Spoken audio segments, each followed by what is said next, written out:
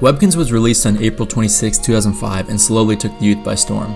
Webkinz were plush toys with codes attached where you could bring your animal to life in a fun, colorful click-and-play world.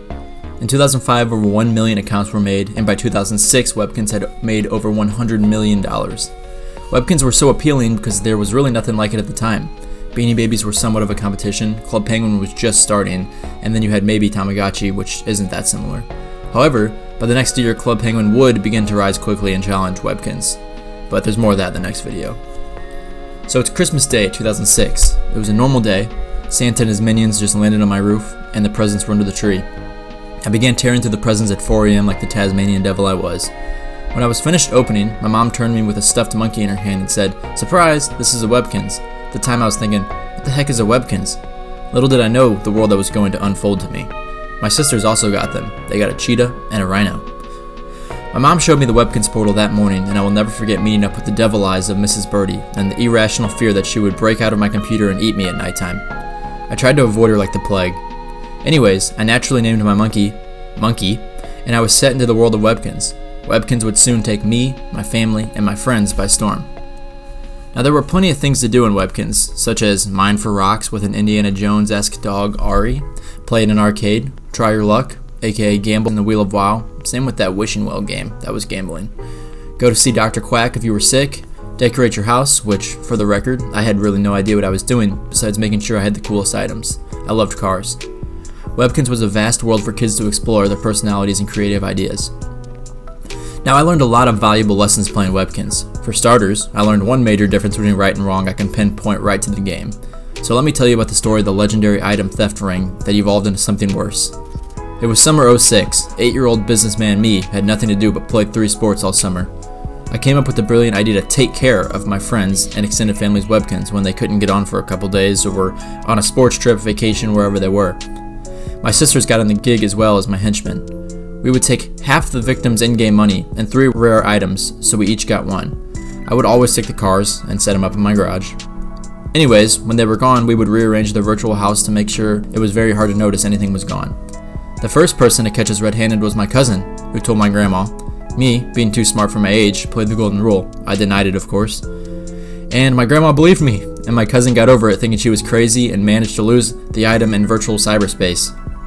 Eventually, this habit of theft grew out of Webkinz and into my real world. I thought if I could get away with anything, I could really get away with anything. I would go hang out with my friends, look for their iTunes password on the fridge or on the counter, find out their email address, and then start buying every single app I could on my phone after logging into their account. I would buy the most expensive Farmville items, have the coolest farm. Every single in-game paid app you could get, I would buy. Anyways, one day, my neighbors and friends' family caught me because they saw my phone had multiple emails on it popping up with different receipts. My parents got a call from the neighbors and the news was grim. I had to pay half the damage back. This was $100. For an 8-year-old, $100 was a lot. All this money was from my lemonade stands. My neighbor still had to pay the other half, although he did nothing wrong. He was also my age. They just couldn't believe I spent $200 worth and he wasn't involved at all. Even though, in the end, he really wasn't involved. This was a very valuable lesson that started on Webkinz that taught me a difference between right and wrong right away. Moving on to the next topic. I have not worked harder for anything like I worked for the legendary Crown of Wonders. Every day I would log in and go to Ari's Curious Shop and mine for gems. The mining experience was very fun. I loved going in and clicking which mine I wanted to go to and trying my luck to get the one I needed. He was definitely on drugs or something. I figured every single day I don't know what he was doing, but day in and day out I would log in, build a schedule, organize charts, and just try to get that Crown of Wonders. I still remember sitting in my parents' living room redeeming that crown about 1 year after I got Monkey. The greedy man I am sold that crown for about 2,000 Webkinz tokens the next day.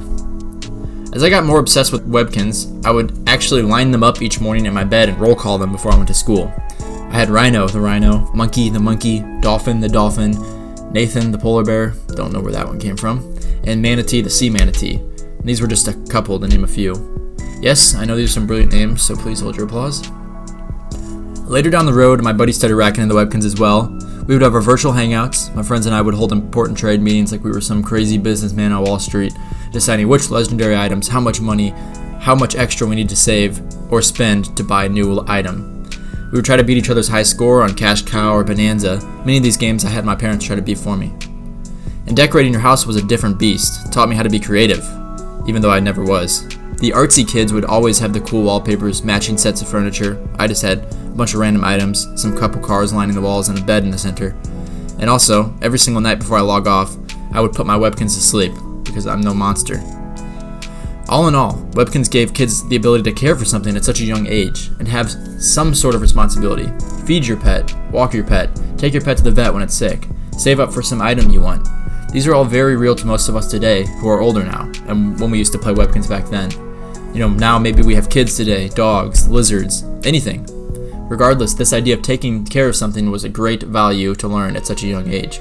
As the years went on, Webkinz underwent modernization in graphics, gameplay, and more, and for the most part, the original crowd moved on to other things. In 2020, Webkinz overhauled the game and introduced new 3D graphics and more social features. There was a lot of backlash, many people saying they didn't ask for this. And no matter how much the game has changed, there is no denying that the old game held a very magical, nostalgic feeling that we still hold on to.